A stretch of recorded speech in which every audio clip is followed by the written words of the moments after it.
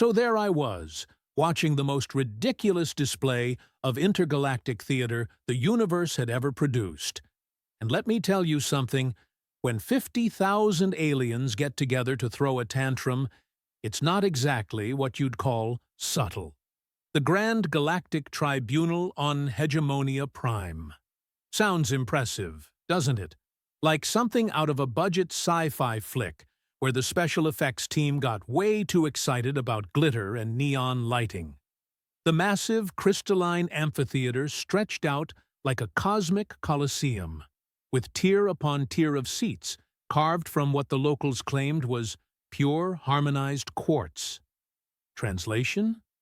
Really expensive rocks that made everything echo dramatically. 50,000 alien delegates had gathered for what they were calling the final judgment of the human question. Oh yes, that's right. An entire species reduced to a question.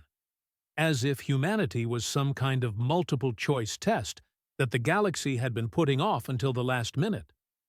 Chancellor Thurrock, a 7-foot-tall creature that looked like what would happen if a peacock had a really bad breakup with a velociraptor, strutted across the central platform. His iridescent feathers ruffled with each pompous step, and those beady little eyes, black as space itself, swept across the assembled masses with the kind of satisfaction that only comes from believing you're about to witness history. Esteemed delegates of the Galactic Council. Thurrock's voice boomed through the amphitheater's acoustic system, which had been designed by some engineer who clearly thought subtlety was a dirty word. Today, we address the greatest threat our peaceful galaxy has ever known. Peaceful. Right. Because nothing says peaceful like a cosmic witch trial featuring 50,000 bloodthirsty spectators. High Magistrate Gorveth, the tribunal's leader, loomed behind an elevated bench that probably cost more than most planets' annual budgets. Gorveth belonged to the hegemonian species, tall, gray-skinned beings with elongated skulls who had apparently evolved from something that spent too much time looking down on everyone else. Literally. Their necks were so long they could probably see what you had for breakfast last week. The defendant, Gorveth announced in a voice that managed to be both nasal and booming simultaneously, will now present herself for judgment. That's when the main event walked in, and oh boy, did she make an entrance. Commander Brianna Ghost Vega strode through the tribunal's massive doors like she owned the place. Not strutted, not marched, strode. There's a difference, and anyone who's ever seen a predator in action knows exactly what I'm talking about. She stood maybe 5'8" in her standard-issue Earth military uniform. Nothing fancy, nothing decorated with ridiculous alien medals or ceremonial nonsense, just crisp black fabric, polished boots, and an expression that suggested she'd rather be literally anywhere else in the universe. Her dark hair was pulled back in a regulation bun that somehow managed to look both military precise and completely dismissive of everyone present. Brown eyes swept the assembled crowd with the kind of casual assessment usually reserved for counting livestock. And when she smiled, when she smiled, it was the sort of expression that made smart people start looking for the exits. The aliens had been expecting a delegation, teams of lawyers, diplomats, maybe a few generals throwing around fancy titles and making speeches about humanity's glorious destiny among the stars. What they got instead was one woman who looked like she'd shown up to the wrong party and decided to stay anyway, just to see how things played out. "That's it?" Chancellor Thurrock squawked, his feathers practically vibrating with indignation. "One human? Where are your advocates? Your representatives? Your entourage?" Ghost looked up at him with the kind of patience usually reserved for explaining basic concepts to particularly slow children. "I am the advocate. I am the representative. As for an entourage, she glanced around the amphitheater filled with 50,000 hostile aliens. Looks like you've got that covered. A ripple of confused muttering swept through the crowd. This wasn't going according to script, and aliens, much like humans actually, really hate it when things don't go according to script. You see, what the distinguished delegates didn't know was that humanity had been set up. Oh yes, framed like a priceless painting in a museum heist. For the past 50 years, someone had been very carefully, very systematically, building a case against the human species. Every aggressive expansion question mark somehow linked to humans. Every technological theft, clearly the work of those sneaky bipedal mammals. Every cultural contamination incident, obviously humanity's fault. The beauty of the setup was in its simplicity. Humans were new to the galactic scene, relatively speaking, and they had this annoying habit of asking inconvenient questions and refusing to stay in their assigned lane. They'd colonized 16 worlds in half the time it took most species to decide what to call their first off-world settlement. They'd formed alliances with species that the established order preferred to keep isolated. Worst of all, they'd started sharing their technology freely instead of hoarding it like proper civilized beings. So naturally, they had to go. The puppet masters behind this cosmic kangaroo court had done their homework. They'd spent decades planting evidence, manipulating trade disputes, and generally making sure that when the time came for humanity's trial, the verdict would be as inevitable as gravity. What they hadn't counted on was Ghost Vega.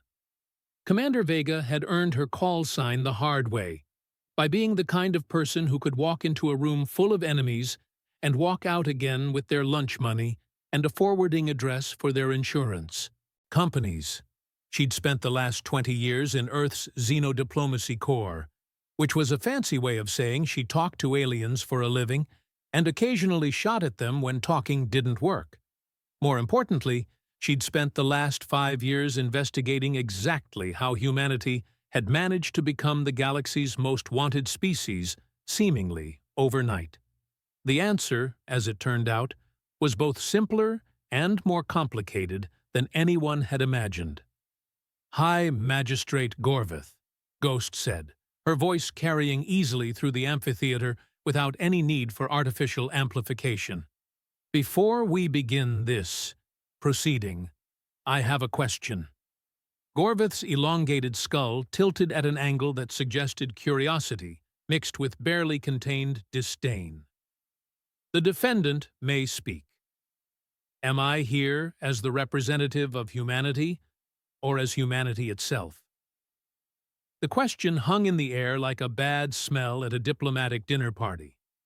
Gorveth's large, dark eyes narrowed, which, given the size of his head, was quite a dramatic effect. "You are here as the sole representative of your species, to answer for the crimes committed by all humans throughout the galaxy." Ghost nodded slowly, as if she'd expected exactly that answer. "I see.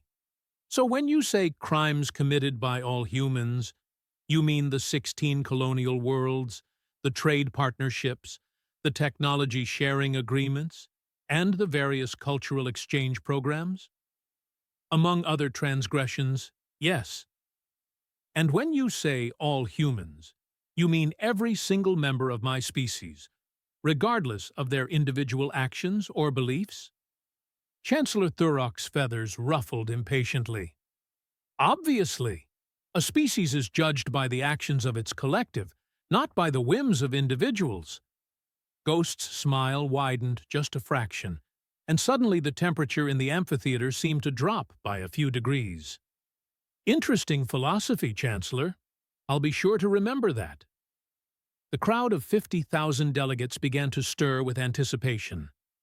This was what they'd come to see, not some boring legal proceeding, but a spectacle. They wanted to watch the last human squirm before the inevitable sentence was passed. They wanted drama, fear, maybe a little begging for mercy. What they were about to get instead was an education in why you should never, ever underestimate a species that had climbed its way up from the bottom of the food chain by being too stubborn to die quietly. But that's getting ahead of ourselves. Right now, standing in that crystalline amphitheater surrounded by 50,000 hostile aliens, Commander Brianna Ghost Vega looked for all the world like someone who'd just been dealt a winning hand in the most important poker game of her life. She just hadn't shown her cards yet. Now, if you've never seen a galactic tribunal in action, let me paint you a picture of bureaucratic excess that would make a tax auditor weep with envy. High Magistrate Gorveth had prepared what could only be described as the universe's most expensive PowerPoint presentation, complete with holographic evidence displays that probably cost more than most star systems' gross domestic product. The charges against humanity, Gorveth announced, with the kind of theatrical gravitas usually reserved for announcing the end of the universe, are as follows.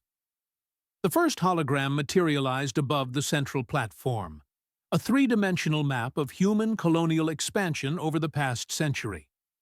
Red dots spread across star systems like some kind of cosmic infection, pulsing ominously in the crystalline amphitheater's lighting. Aggressive territorial expansion in violation of the galactic colonization accords. Gorveth's voice boomed. In a mere 100 standard years, the human species has established colonies on 16 worlds, disrupting established trade routes and claiming resources that rightfully belong to the galactic community. Ghost looked up at the display with the expression of someone examining their grocery receipt for overcharges. 16 worlds, she said conversationally. Out of approximately 43 billion habitable planets in this galaxy alone. That's roughly 0.000000004% of available real estate. She paused, tilting her head thoughtfully. Are we talking about aggressive expansion? Or are we talking about you being upset that someone actually bothered to use planets you've been ignoring for millennia? A wave of indignant chittering, clicking, and various alien equivalents of "how dare she" swept through the crowd. Chancellor Thurrock's feathers practically vibrated with outrage. The issue, he squawked, is not the quantity, but the method. Humans colonize without proper consultation with established galactic powers. You mean without paying tribute to species who've never set foot, or tentacle, or pseudopod, on those worlds. Ghost's smile was sharp enough to cut glass. Forgive me, Chancellor, but last I checked, the Galactic Colonization Accords specifically state that unclaimed worlds are available for settlement by any recognized spacefaring species. Unless there's been an amendment I missed? The second hologram appeared before Thurrock could formulate a response, this one showing various pieces of human technology alongside what were clearly alien equivalents. Systematic theft of intellectual property, Gorveth declared. Humans have brazenly copied and improved upon technologies developed by other species, then claimed these innovations as their own.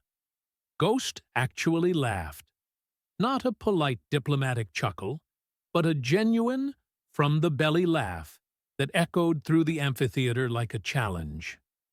"Oh, this is rich," she said, gesturing at the display. "Let's see. Faster-than-light communication based on quantum entanglement principles. The Herixians developed this 3,000 years ago, correct?" She looked directly at Gorveth, who nodded stiffly. "And they've been using the exact same design for those 3,000 years. Meanwhile, humans took the basic concept, improved the efficiency by 600%, reduced the power requirements by half, and made it compact enough to fit in a handheld device. Then, and here's the really crazy part, we shared the improvements with everyone, including the Herixians. The crowd's muttering grew louder, but now it had a different quality. Some of the aliens were starting to look uncomfortable. The humans, one delegate called out from the middle tiers, have disrupted the natural order of technological development. Natural order? Ghost's eyebrows rose. You mean the order where species hoard knowledge for thousands of years, while others struggle with problems that could be solved in an afternoon? That natural order? The third hologram was perhaps the most ridiculous yet. A montage of what appeared to be various cultural activities. Humans dancing with six-armed Kentorian folk. Human children playing games with young Brixonian crystal singers. Human artists collaborating with gaseous nebular composers. Cultural contamination, Gorveth announced, with the kind of horror usually reserved for announcing plague outbreaks. Humans have systematically infiltrated and corrupted the pure cultural traditions of dozens of species.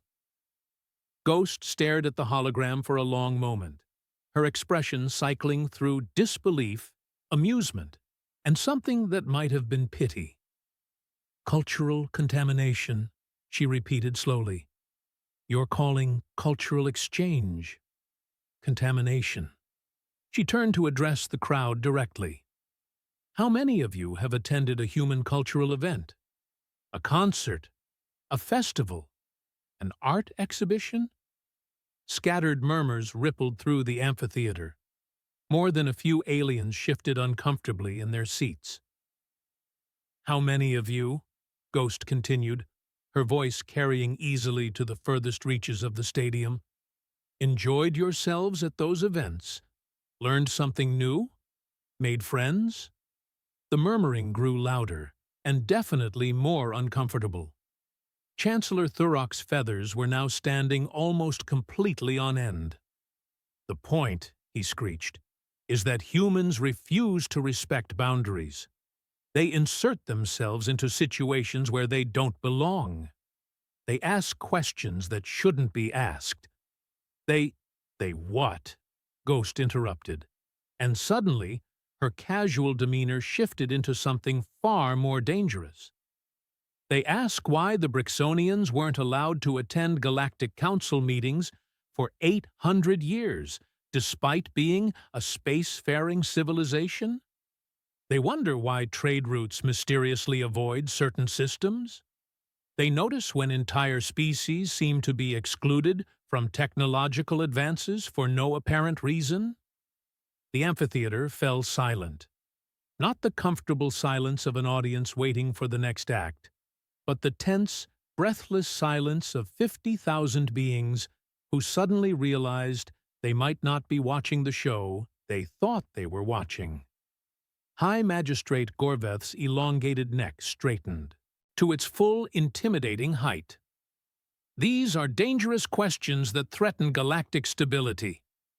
Dangerous to whom, exactly?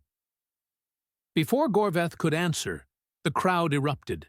50,000 voices rose in a cacophony of screeches, roars, clicks, whistles, and various other sounds that probably translated to something like, "Kill the troublemaker."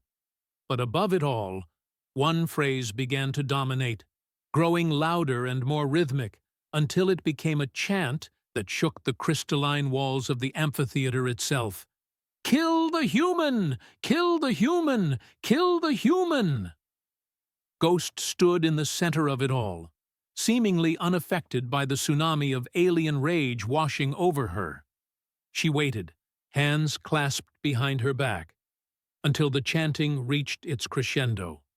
Then, in the brief pause when 50,000 beings took a collective breath to continue their bloodthirsty chorus, she spoke.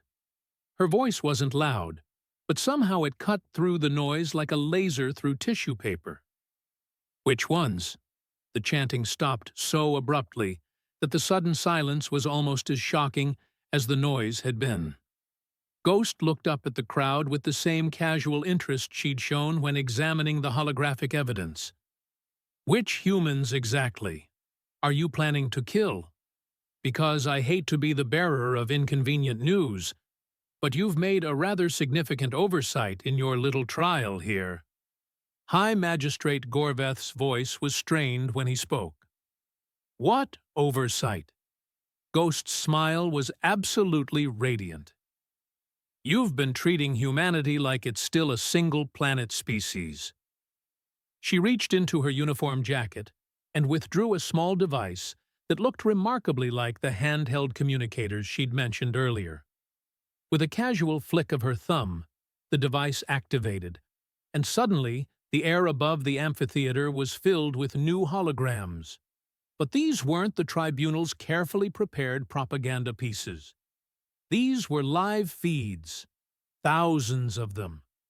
The first showed a bustling market on Centauri Beta, where humans and 6 armed locals haggled over exotic fruits while their children played together in the background.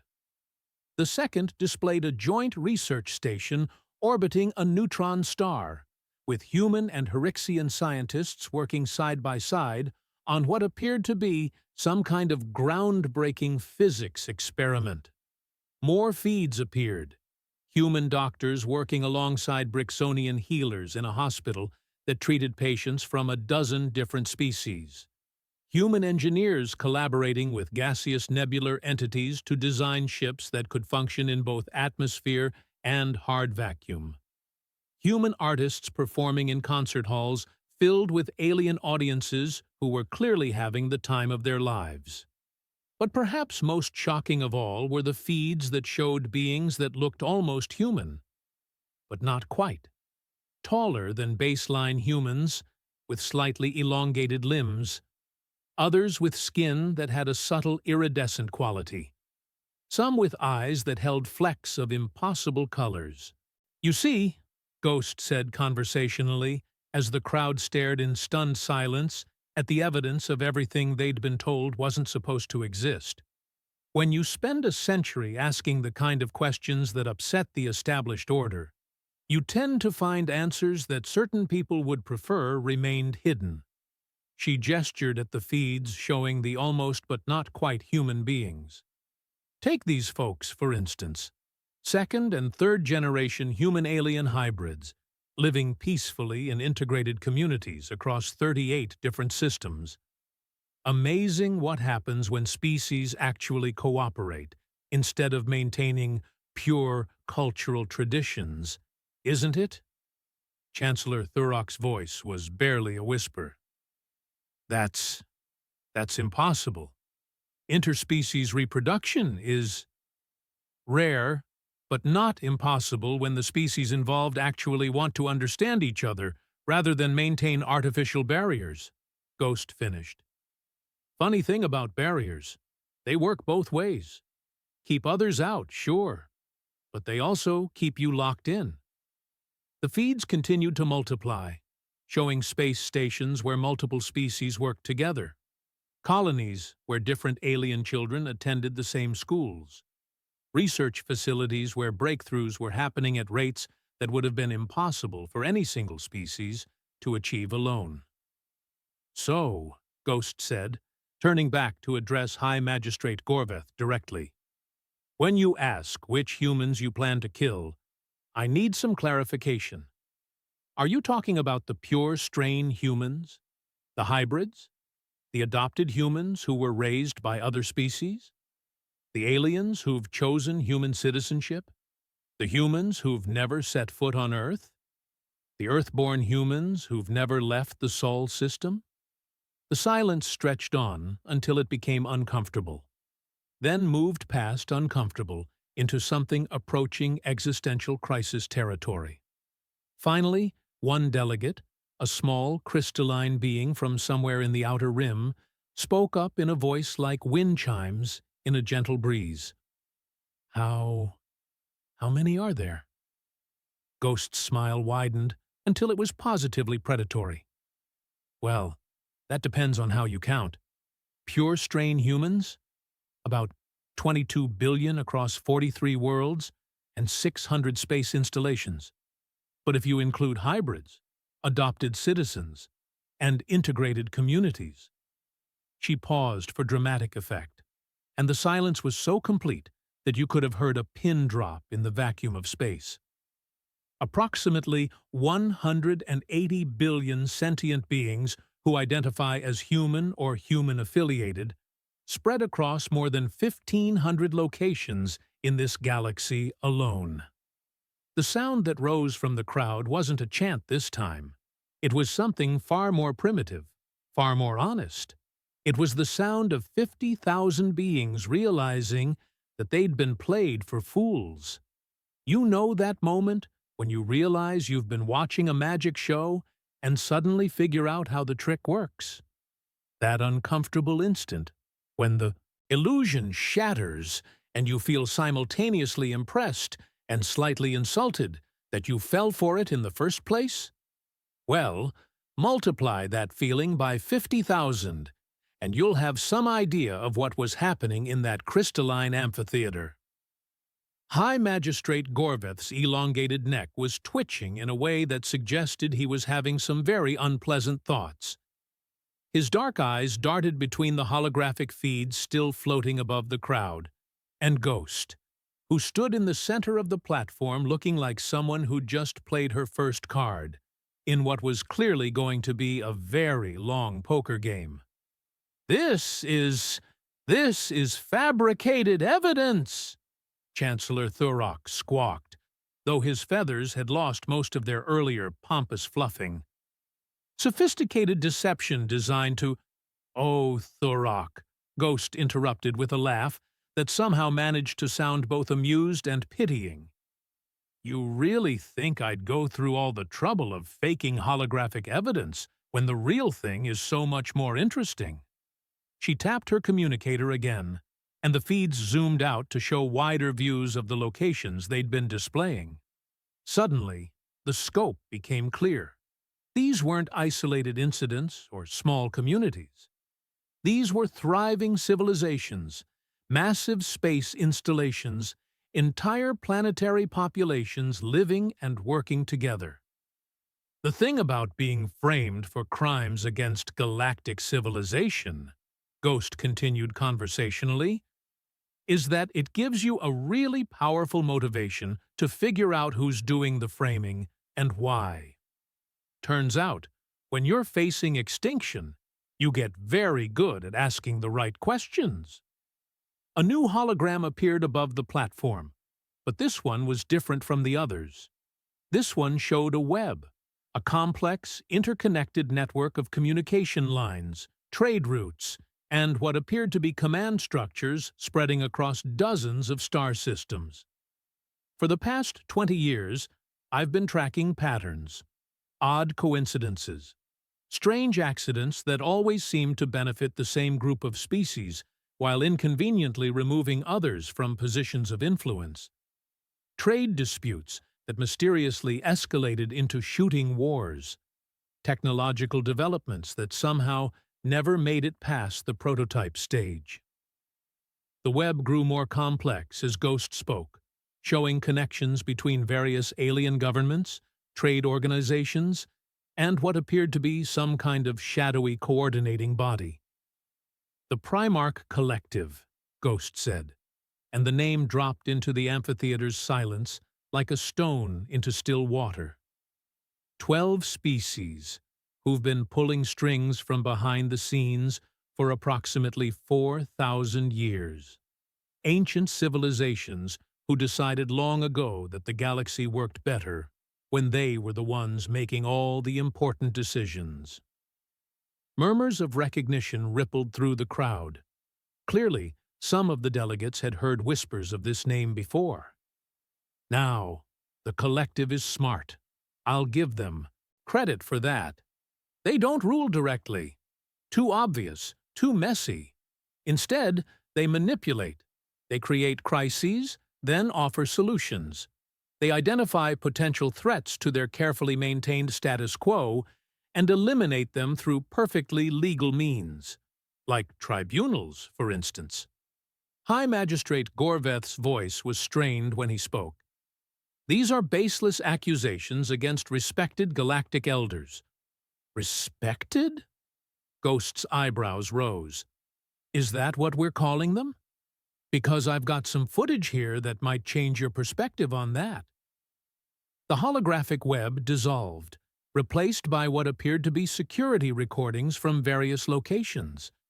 The quality was grainy, clearly taken from concealed sources, but the content was unmistakable.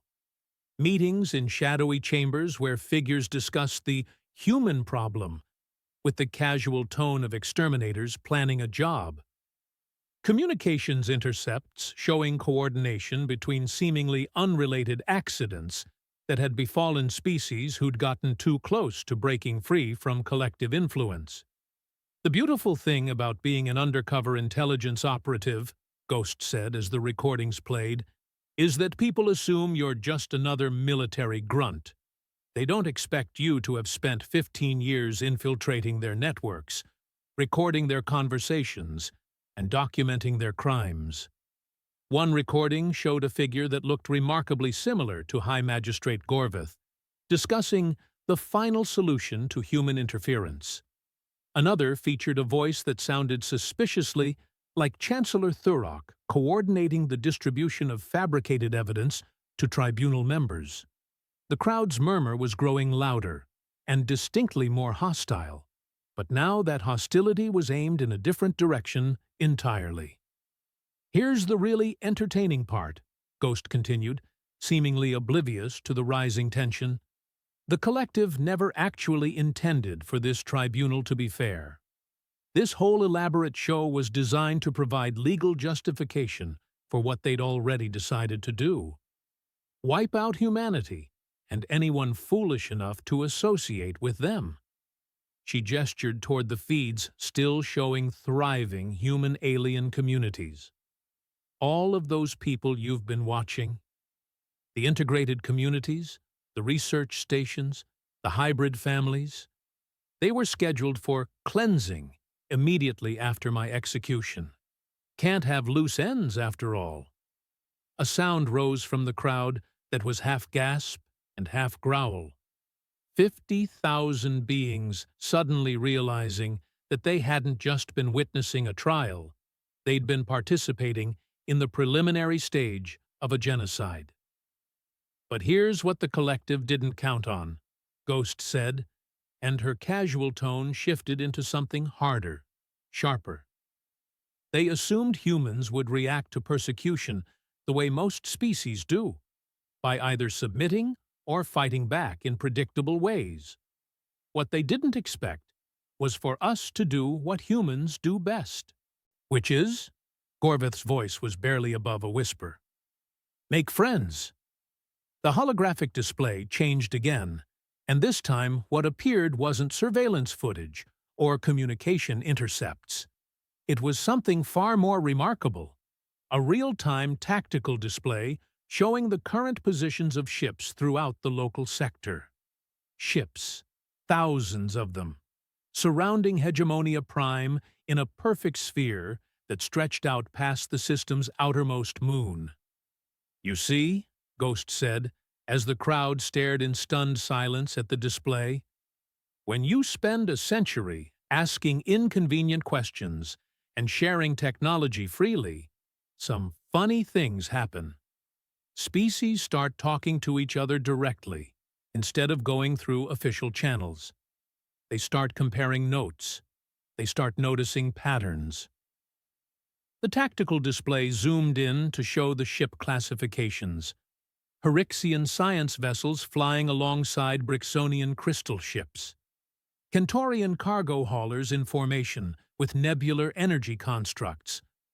And scattered throughout the fleet, the sleek lines of human ships, but not nearly as many as the others. The resistance has been growing for decades, Ghost continued. Every species the collective tried to marginalize, every civilization they attempted to control, every group of beings who got tired of being told that asking questions was dangerous to galactic stability. Chancellor Thurrock was making a sound like a deflating balloon. This is, this is rebellion against the natural order. Natural? Ghost's laugh was sharp enough to cut steel.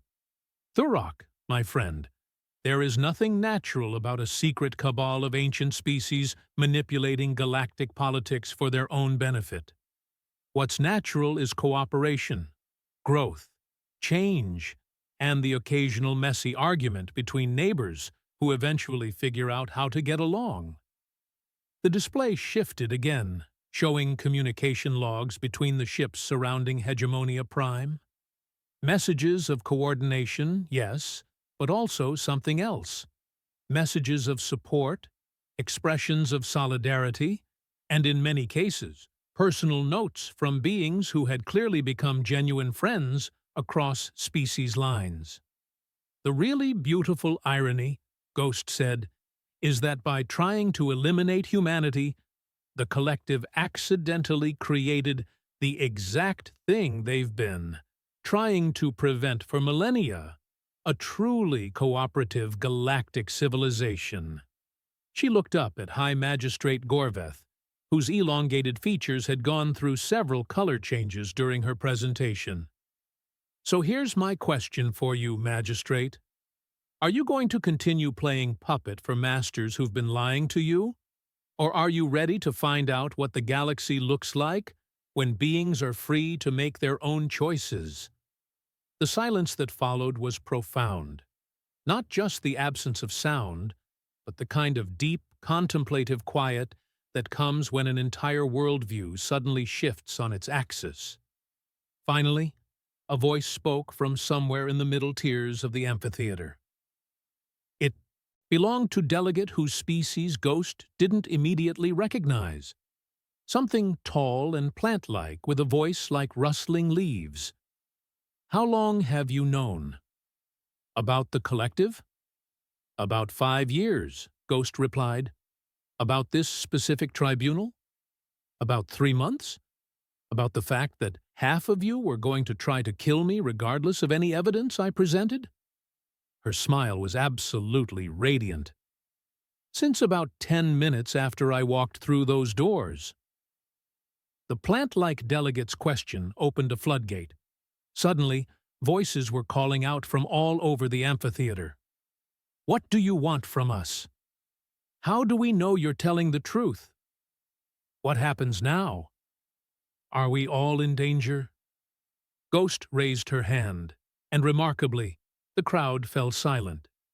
When she spoke again, her voice carried the kind of authority that doesn't come from rank or position, but from being absolutely certain that you're standing on the right side of history. What happens now, she said, is that you get to choose. You can continue being pawns in someone else's game, or you can join the grown-ups table and help us build something better. She gestured toward the tactical display, still showing the massive fleet surrounding the planet. Those ships out there, they're not here to invade or conquer. They're here to offer you protection while you decide whether you want to be free or whether you prefer the safety of being told what to think. High Magistrate Gorveth's voice was hoarse when he finally spoke. And if we refuse? Ghost's expression didn't change, but somehow her presence seemed to fill the entire amphitheater. Then you go back to your worlds, report to your handlers, and pretend this conversation never happened. But you should probably know that we'll be having similar conversations with every species in this galaxy over the next few months. She paused, letting that sink in. The age of secret masters pulling strings from the shadows is over, Gorveth. The only question is whether you want to help write the next chapter, or whether you'd rather spend it wondering what you missed. Now, if you've ever wondered what happens when 4,000 years of carefully orchestrated galactic manipulation suddenly implodes in the span of about 20 minutes, you're about to find out. Because that's exactly how long it took for the amphitheater to transform from a cosmic kangaroo court into something resembling an actual democratic assembly.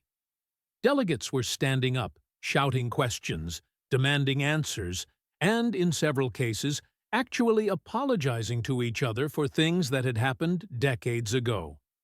The Brixonian crystal singers were harmonizing in what appeared to be their species' equivalent of relief. A group of Centaurian delegates had formed an impromptu committee to compare notes about suspicious trade disruptions they'd experienced.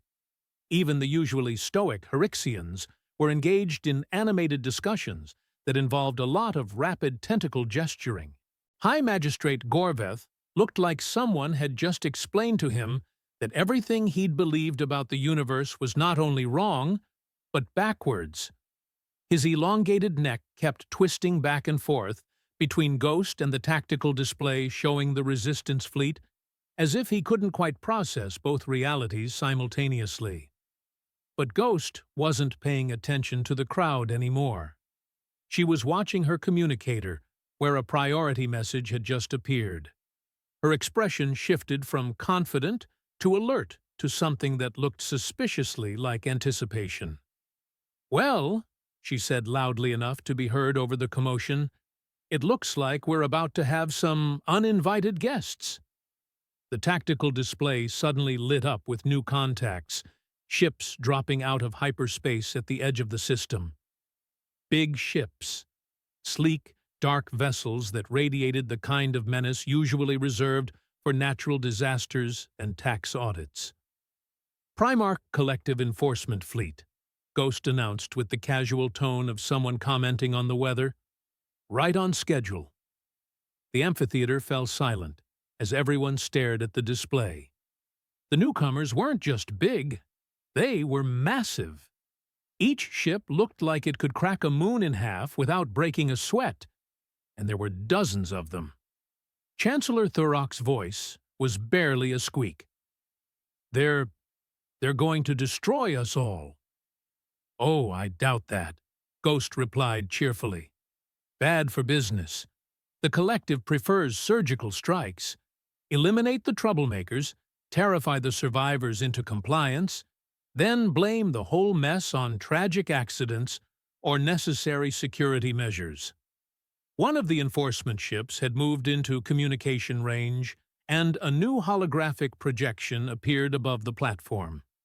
This one showed a figure that was clearly not interested in diplomacy. Tall, imposing, with features that suggested its species had evolved from something that ate other things for fun rather than nutrition. "I am General Brix of the Primark Enforcement Division," the figure announced in a voice like grinding metal. "This tribunal is hereby dissolved. All delegates will return to their vessels and depart the system immediately. The human criminal will be transferred to our custody for processing." The silence that followed was the kind you usually associate with funeral services and really awkward dinner parties. Ghost looked up at the projection with polite interest.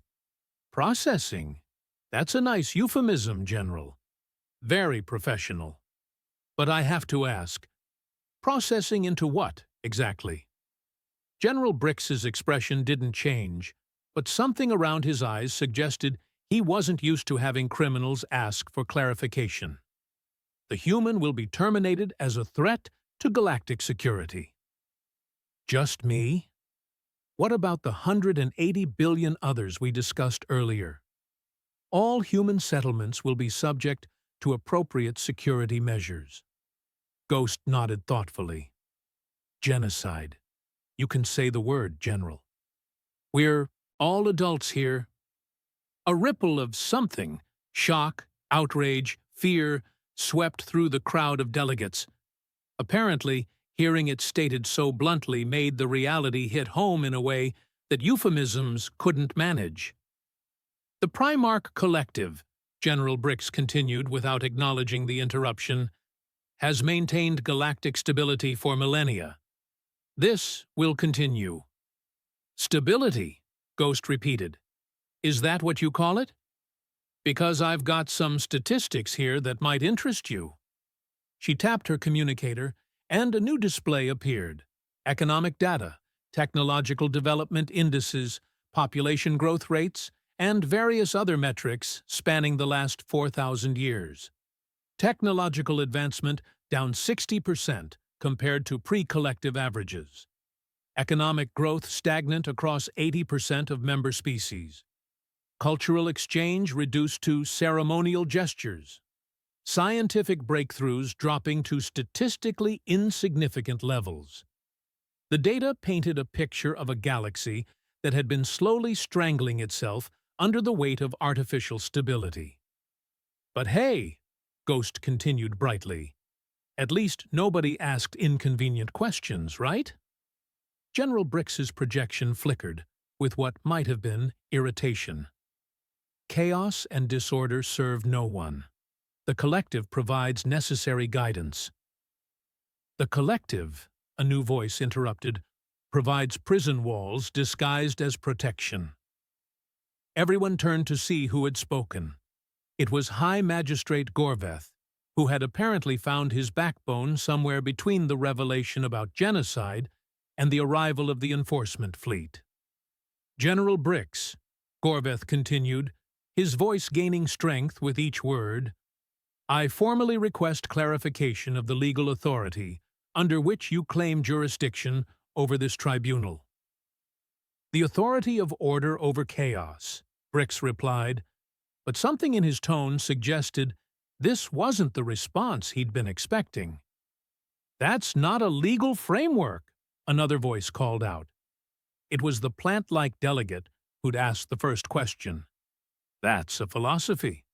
Where's your warrant, your mandate, your documentation of due process? More voices joined in. What court authorized this action? Which law are you enforcing? Who gave you the right to dissolve a legally constituted tribunal? General Brix's projection was starting to look distinctly uncomfortable. Apparently, having to justify their actions to the people they'd been manipulating for millennia wasn't something the collective had prepared for. Ghost was grinning now, and it was not a reassuring expression. You know what the really beautiful thing about this moment is, General? You just made a critical tactical error. The collective does not make errors. You broadcast this conversation to every ship in the system, Ghost pointed out, including all those resistance vessels surrounding the planet, which means you just confessed to planning genocide in front of several 100,000 witnesses from dozens of different species. The tactical display updated to show communication bursts spreading out from the system like ripples in a pond. Every ship was recording, transmitting, broadcasting the conversation across the galaxy. Within the next few hours, Ghost continued conversationally, every inhabited world in this galaxy is going to know exactly what the Primark Collective really is and what they've been doing for the past 4,000 years. Congratulations, General. You just ended the age of secret manipulation by opening your mouth at the wrong time. General Brix's expression had gone from irritated to something approaching panic. Communications will be suppressed. Evidence will be dismissed as fabrication. By whom? Chancellor Thurrock had found his voice again, and his feathers were standing at full attention. The same tribunal members you just threatened to dissolve? The same delegates you just told to shut up and go home? The same enforcement fleet that's currently outnumbered 12-1 by ships full of very angry beings who've just realized they've been lied to for centuries? The tactical display confirmed Thurrock's math. The resistance fleet hadn't just surrounded Hegemonia Prime.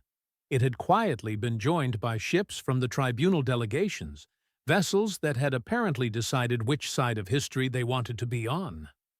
This is illegal rebellion, General Brix started to say. Against what authority? Gorveth interrupted. You've just admitted that the collective operates outside legal frameworks. You can't claim legal protection for illegal activities, General. That's not how law works. Ghost was practically glowing with satisfaction. You know what the really ironic part is? If you'd just left humanity alone, none of this would have happened. We'd have kept asking our inconvenient questions, sure, but we'd have done it gradually, peacefully, through proper diplomatic channels. But by trying to eliminate us, you forced us to make friends with everyone else you've been oppressing. She gestured toward the tactical display. Every species in that fleet has a story about collective interference. Trade sanctions that made no sense. Technology transfers that mysteriously failed. Cultural exchanges that were canceled for security reasons. Research projects that were shut down just as they were getting interesting. Turns out, she continued, when you give people a common enemy, they stop fighting each other and start comparing notes. And when they compare notes, they start realizing just how badly they've been played.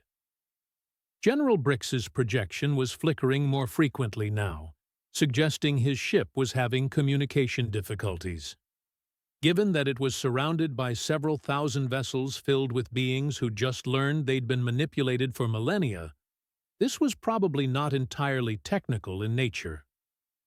The Collective will not tolerate this disruption, he began.